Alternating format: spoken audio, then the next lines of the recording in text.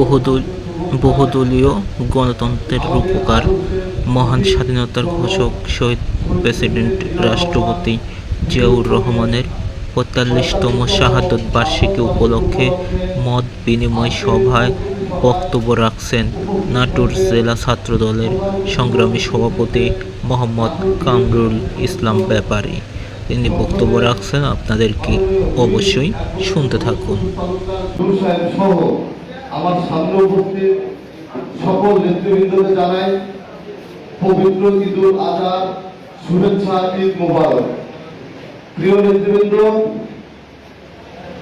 ৩০শে মে শহীদ president Ziaur Rahman সাহেবের শাহাদত বার্ষিকী উপলক্ষে যে দোয়া মাহফিলের আয়োজন করা হয়েছে আগামীকালকে, আমরা নাটোর জেলা বিএনপিকে আশ্বস্ত করতে চাই, আপনারা যেভাবে আমাদেরকে দিক নির্দেশনা দেবেন, আমাদের প্রিয় নেতা অ্যাডভোকেট রহিমুল তালুকদার গুরু সাহেব আমাদেরকে যে দিক নির্দেশনা দেবে, ইনশাআল্লাহ আমরা সেই দিক নির্দেশনা অনুযায়ী আগামীকালকের প্রোগ্রামকে সাফল্যমণ্ডিত করব।